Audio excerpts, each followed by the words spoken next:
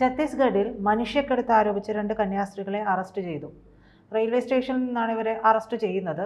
അപ്പോൾ ഇതിന് പരാതി കൊടുത്തത് ബജ്രംഗ് ദൾ പ്രവർത്തകരാണ് എന്നാണ് പറയുന്നത്.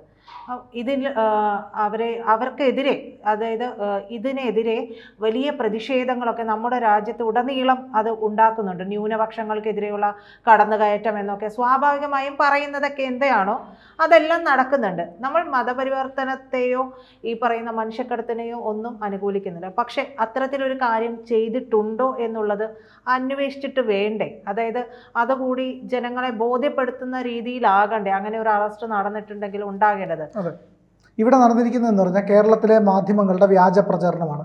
പച്ചയ്ക്ക് കള്ളം വിളിച്ച് പറയുകയാണ് ചെയ്തിട്ടുള്ളത്.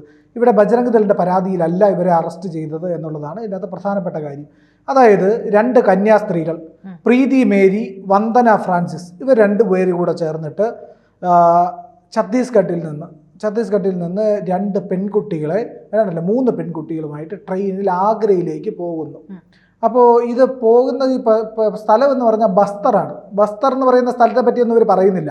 ഒരു മാധ്യമങ്ങൾ ഇത് എവിടെ വെച്ചാണ് ഈ സംഭവം എന്നുള്ളതിനെ പറ്റിയൊന്നും പറയുന്നില്ല.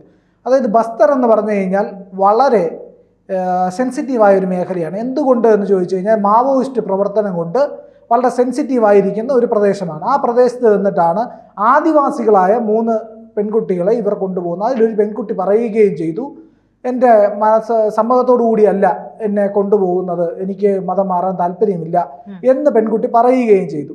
അപ്പോൾ ഈ പെൺകുട്ടികളെയും കൊണ്ട് ഇവർ ആഗ്രയിലേക്കുള്ള ട്രെയിനിൽ യാത്ര ചെയ്യുമ്പോഴാണ് TT കാണുന്നത്. TT കണ്ടിട്ട് അയാൾക്ക് സംശയം തോന്നുന്നു. ഛത്തീസ്ഗഡിലെ പോലീസല്ല അറസ്റ്റ് ചെയ്യുന്നത് റെയിൽവേ പോലീസാണ്. റെയിൽവേ പോലീസ് അറസ്റ്റ് ചെയ്യുന്നു. ഇത് മനുഷ്യക്കടത്താണെന്ന് സംശയം തോന്നുന്നു. അങ്ങനെയാണ് മജിസ്ട്രേറ്റിന് മുമ്പിൽ ഹാജരാക്കുന്നത്. എന്തായാലും ഇവർ ഈ പറയുന്ന വനവാസികളായിട്ടുള്ള, അതായത് ഈ പറയുന്ന ട്രൈബൽ വിഭാഗത്തിലുള്ള പെൺകുട്ടികളെയാണ് കൊണ്ടുപോയി മതം മാറ്റി എന്നുള്ള വ്യക്തമാണ്. അതിൽ അവർ മതം മാറിയതായിട്ട് അവർ പറയുന്നുണ്ട്. അപ്പോൾ അതിൽ ഒരാൾ പറയുന്നുണ്ട് തൻ്റെ സമ്മതത്തോടു കൂടിയാണ് പോകുന്നത്, മറ്റൊരാൾ പറയുന്നു അല്ല, ഞങ്ങളെ കടത്തിക്കൊണ്ട് പോവുകയാണ്, എനിക്ക് മതം മാറാൻ താല്പര്യമില്ല എന്ന് പറയുന്നത്. അപ്പോൾ വ്യത്യസ്തമായ അഭിപ്രായങ്ങളുള്ളവർ ആ കൂട്ടത്തിലുണ്ട് എന്ന് നമുക്ക് മനസ്സിലാക്കാൻ കഴിയും. എന്തായാലും ഇവരെന്തിനാണ് ഈ ആദിവാസി മേഖലകളിൽ പോയിട്ട്, ഈ പറയുന്ന മാവോയിസ്റ്റ് മേഖലയിൽ പോയിട്ട്, അപ്പോൾ ഇപ്പോൾ സർക്കാർ ചെന്ന് മാവോയിസ്റ്റ് പ്രവർത്തനങ്ങളൊക്കെ ഇല്ലാതാക്കിയത് കൊണ്ടാണ് സമാധാനത്തിൽ അവിടെ ആൾക്കാർ ജീവിക്കുന്നത്.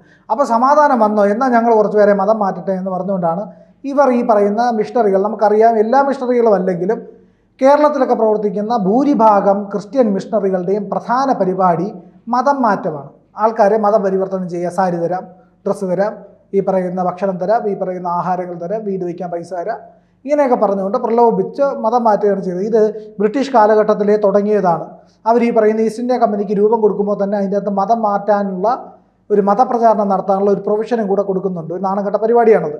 ഓക്കെ, എന്തായാലും അതാണ് ഇപ്പോൾ ചെയ്തുകൊണ്ടിരിക്കുന്നത്. ഇവരെന്താ ചെയ്യുന്നത്? ദുർബല വിഭാഗങ്ങളെയാണ് പിടിക്കുന്നത്. ഇപ്പം നമ്മുടെ നോർത്ത് ഈസ്റ്റ് അടക്കമുള്ള മേഖലകൾക്ക്, വടക്ക് കിഴക്കൻ സംസ്ഥാനങ്ങളുടെ ഈ മേഖലകളിലൊക്കെ കടന്നു ചെന്നിട്ട് അവിടുത്തെ ആൾക്കാർ, നമ്മളൊന്ന് ആലോചിച്ച് നോക്കൂ, വൈവിധ്യമാർന്ന ഗോത്ര സംസ്കാരവും വിഭാഗങ്ങളും ഒക്കെ ഉണ്ടായിരുന്ന ഒരു മേഖലയാണ് ഈ പറയുന്ന നോർത്ത് ഈസ്റ്റ് സംസ്ഥാനങ്ങൾ എന്ന് പറയുന്നത്. അവിടെ മൊത്തം നശിപ്പിച്ചു. മുഴുവൻ ആൾക്കാരെയും മതം മാറ്റി. അവരുടെ പ്രകൃതിയാലുള്ള സാധാരണ ഈ പറയുന്ന ആചാരങ്ങളും വിശ്വാസങ്ങളും കലയും എല്ലാം ഇന്ന് അന്യം നിന്നുകൊണ്ടിരിക്കുകയാണ്. അതായത് ഇവരിപ്പോൾ അവരുടെ കലാരൂപം ഉണ്ടെങ്കിൽ ആ കലാരൂപത്തിൽ പറയുന്നത് സ്വാഭാവികമായിട്ടും നാടോടി കഥകളായിരിക്കും, ഇല്ലെങ്കിൽ പുരാണങ്ങളുമായിട്ട് ബന്ധപ്പെട്ട കഥകളായിരിക്കും. ഈ കഥകൾ വെച്ചുള്ള ഈ കലാരൂപം അവിടുത്തെ മിഷണറിയോട്, നിങ്ങൾ ക്രിസ്ത്യാനിയായി, നിങ്ങൾ യേശുവിൻ്റെ ആളാണ്, നിങ്ങൾ ഇനി ഇത്തരം കഥകളൊന്നും പറയാൻ പാടില്ല, നിങ്ങൾ ബൈബിൾ കഥകൾ വേണം പറയാൻ. അവരുടെ സംസ്കാരം അവർ ഉയർത്തിക്കൊണ്ടുവന്ന എത്രയോ കാലങ്ങളായിട്ടുള്ള അവരുടെ പിന്മുറക്കാരുടെ ആ ഒരു ഊർജം അതെല്ലാം അവിടെ നഷ്ടപ്പെടുകയാണ്. കല നശിക്കുന്നു, അവരുടെ ഈ പറയുന്ന പരമ്പരാഗത വിദ്യകളെല്ലാം നശിക്കുന്നു, അവരുടെ സംസ്കാരം നശിക്കുന്നു. അപ്പോൾ അവർ ശിഥിലമായിക്കൊണ്ടിരിക്കും.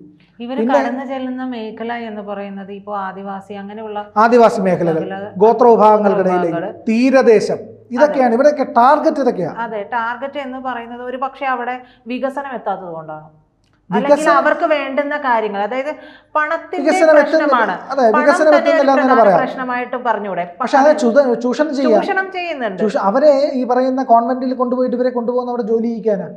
ഈ കോൺവെന്റിൽ ജോലി ചെയ്യിച്ച് ക്രിസ്ത്യാനിയായത്, അതും ഈ പറയുന്ന നിങ്ങളൊന്ന് കൺവെർട്ടായിട്ട് ഒന്ന് ബിഷപ്പ് ആവാനെങ്ങാനും നോക്കിക്കേ, ഒരു പള്ളിയിലച്ഛനാവാനായിട്ട് അത്ര പ്രയാസമാണ്. ഇത്തിരി പെട്ടെന്നൊന്നും നടക്കില്ല. അത് പാരമ്പര്യമുള്ള രക്തഗുണമുള്ള ആൾക്കാരൊക്കെ വേണം, അല്ലാത്തവർക്കൊക്കെ പറയുന്നിടത്ത് വരും. അതെ ഈ രക്തഗുണമൊക്കെ ആ പറയുന്ന അവർ ജാതി ശ്രേണി. അപ്പോൾ ഇവർ അസമത്വമോ ജാതി ശ്രേണി ഇല്ലാതാക്കാനോ അല്ല, ഇവരുടെ പ്രൊപ്പഗൻഡ നടപ്പിലാക്കാൻ വേണ്ടിയിട്ടാണ് മതം മാറ്റുന്നത്. പക്ഷേ ഇവിടെ മതം മാറ്റത്തിൻ്റെ പേരിലൊന്നുമില്ല, മനുഷ്യക്കടത്തിൻ്റെ പേരിലാണ് അറസ്റ്റ് ചെയ്തിരിക്കുന്നത്. അതിൽ ക്ലാരിറ്റി വന്ന മജിസ്ട്രേറ്റിന് ബോധ്യപ്പെട്ട് കഴിഞ്ഞാൽ വിടും. അതുമല്ല, അവിടുത്തെ നിയമം എന്ന് കൊണ്ടുവന്നു, ആര് കൊണ്ടുവന്നു എന്നുള്ളത് പ്രധാനമാണ്. 1968 കൊണ്ടുവന്ന റിലീജിയസ് ഫ്രീഡം ആക്ട് പ്രകാരമാണ് ഇവരെ അറസ്റ്റ് ചെയ്തിരിക്കുന്നത്. ഒരു വകുപ്പ് അതാണ്, ഒന്ന് മനുഷ്യക്കടത്താണ്. കോൺഗ്രസ് സർക്കാരിൻ്റെ കാലത്താണ് ഈ നിയമം കൊണ്ടുവരുന്നത്. മതം മാറ്റം അവിടെ സെൻസിറ്റീവ് ഏരിയയാണ്. ആദിവാസികളുണ്ട്, ഗോത്ര കലകളുണ്ട്, ഗോത്ര സംസ്കാരമുണ്ട്, ഗോത്ര വിജ്ഞാനമുണ്ട്. അവിടെയൊക്കെ കടന്നു ചെന്ന് നശിപ്പിക്കാൻ വേണ്ടിയിട്ട് ഇതൊക്കെ തെറ്റാണെന്നൊക്കെ പറഞ്ഞു കൊടുത്ത് യേശു മാത്രമാണ് ശരി, ബൈബിൾ മാത്രമാണ് ശരി എന്ന് പറയുന്ന സങ്കുചിതത്വത്തിലേക്ക് മനുഷ്യനെ, ഇടുങ്ങിയ ഇരുട്ടറകളിലേക്ക് മനുഷ്യനെ അടയ്ക്കാതിരിക്കാൻ വേണ്ടിയിട്ട് അവൻ്റെ സാംസ്കാരികമായിട്ടുള്ള ഊർജം, അവൻ്റെ പാരമ്പര്യം ഇതെല്ലാം നിലനിർത്താൻ വേണ്ടിയിട്ടുള്ള ഒരു സംരക്ഷണം നിയമമാണുള്ളത്. നമ്മുടെ ഭരണഘടന ഉറപ്പ് നൽകുന്നുണ്ട് ഈ പറഞ്ഞ മതം മാറ്റം, അതായത് ഇഷ്ടമുള്ള മതം ഇഷ്ടമുള്ള മനുഷ്യർക്ക് സ്വീകരിക്കും, പക്ഷെ നിർബന്ധിച്ച് മതം മാറ്റം പാടില്ല. നിർബന്ധിച്ചിട്ടല്ല.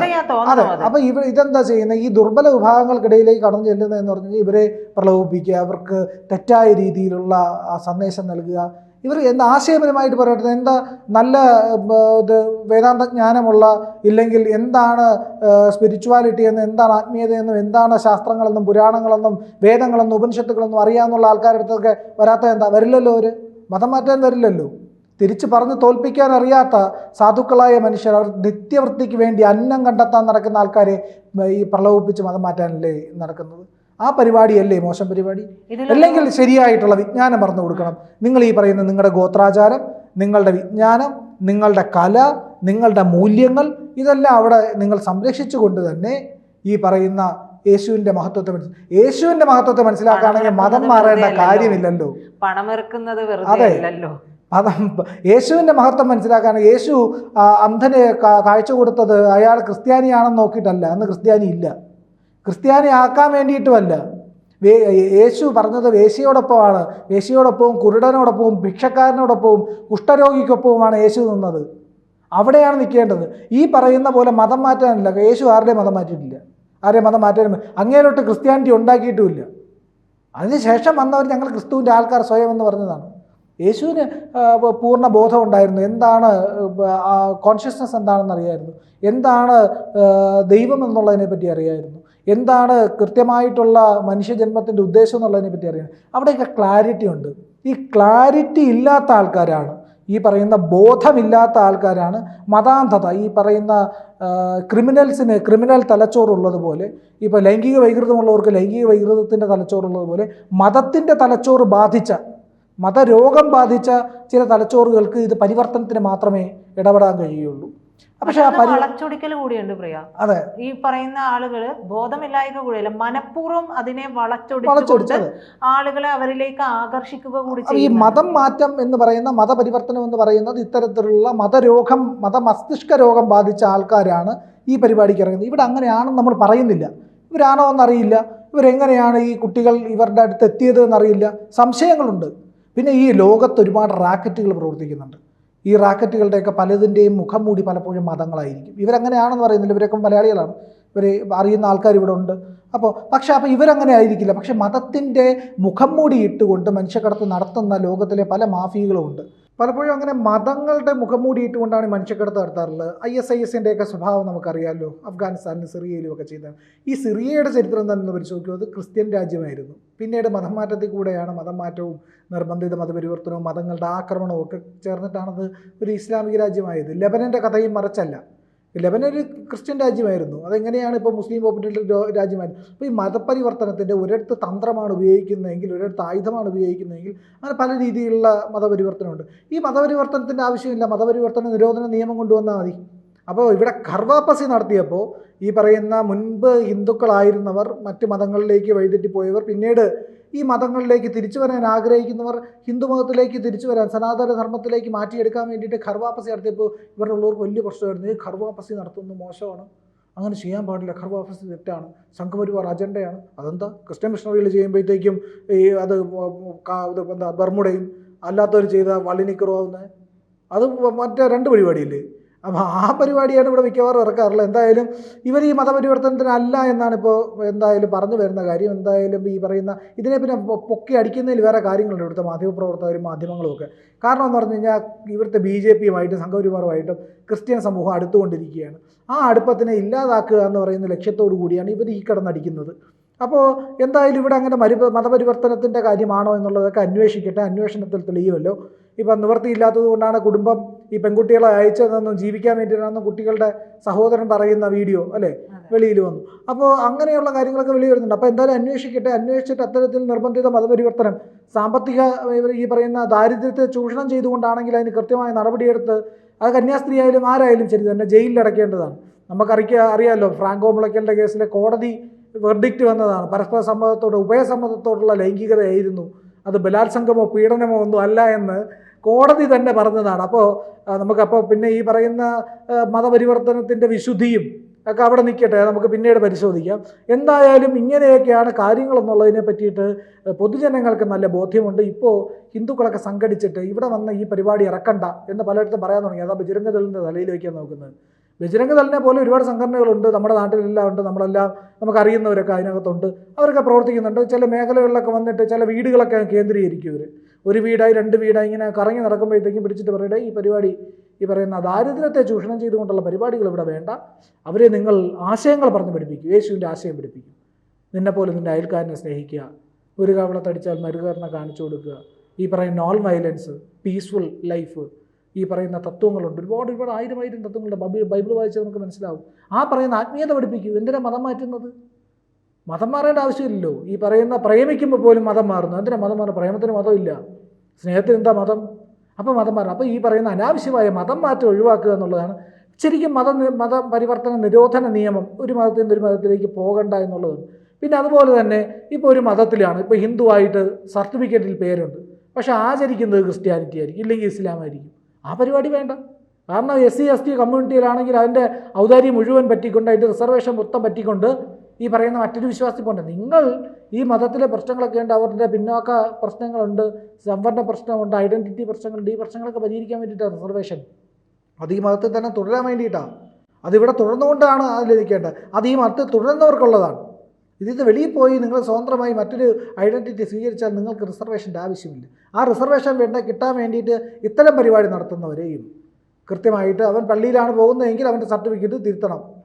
ഇപ്പം ഞാൻ CSI വിശ്വാസിയാണ്, പക്ഷേ ഹിന്ദു നാടാർ എന്ന സർട്ടിഫിക്കറ്റിൽ വെച്ചേക്കുകയാണെങ്കിൽ അത് പറ്റില്ല. അത് ഇരട്ടത്താപ്പാണ്. ഞാൻ പുലയ കമ്മ്യൂണിറ്റിയിലുള്ളതാണ്, പക്ഷേ ഞാൻ പോകുന്നത് ജീസസ് കാൾസിലോ യേശു വിളിക്കുന്നതിലോ ഇല്ലെങ്കിൽ ജസ്യൂട്ട് സഭയിലോ ഒക്കെ ആണെങ്കിൽ ആ പരിപാടി ഇവിടെ വേണ്ട. നിങ്ങൾക്ക് പോകണമെങ്കിൽ നിങ്ങൾക്ക് പോകാം, പക്ഷേ സർട്ടിഫിക്കറ്റിലും കൂടെ മാറ്റിയിട്ട് പോകണം എന്നുള്ളതേ ഉള്ളൂ. ഇല്ലെങ്കിൽ STയുടെ റിസർവേഷനും കിട്ടും, ക്രിസ്ത്യാനിയായിട്ട് ജീവിച്ചു കഴിഞ്ഞാൽ അപ്പോൾ ഇവിടുത്തെ ബാക്കിയുള്ള ST വിഭാഗത്തിലുള്ളവരൊക്കെ മണ്ടന്മാരാണ്. അപ്പോൾ അത് നടപ്പില്ല എന്നുള്ളതാണ്. എന്തായാലും ഇവർക്ക് അങ്ങനെ ഒരു അനീതി നേരിട്ടിട്ടുണ്ടെങ്കിൽ അത് അന്വേഷിക്കണം. BJP കാര്യമായി ഇടപെട്ടിട്ടുണ്ട്, അവർ തിരിച്ചെത്തും. ഇവിടെ ക്രിസ്ത്യൻ വിഭാഗങ്ങൾക്കെതിരെ ഒരു പ്രശ്നവുമില്ല, ക്രിസ്ത്യാനികൾ സമാധാനത്തോടു കൂടി ഇവിടെ ജീവിക്കുന്നുണ്ട്. ഇത്തരം ഈ പറയുന്ന മതപരിവർത്തന പരിപാടികൾക്ക് നടക്കാതിരുന്നാൽ മതി. അത് അത്ര നല്ല ഒരു സമൂഹത്തിൻ്റെ ആത്മീയമായി ഉയർന്നവരുടെ ലക്ഷണമല്ല എന്നുള്ളതാണ്. ആത്മീയമായി വരുമ്പോഴത്തേക്കും ഐഡിയോളജിയുടെ പിൻബലം ഉണ്ടാകണം. അതിൻ്റെ ഐഡിയോളജിയുടെ ഇല്ലെങ്കിൽ ഈ പറയുന്ന ആത്മബോധത്തിൻ്റെ ദാരിദ്ര്യമാണ് ഈ മതം മാറ്റത്തിന് കാരണം എന്നുള്ളതാണ് ഇവിടുത്തെ അടിസ്ഥാനപരമായ കാര്യം.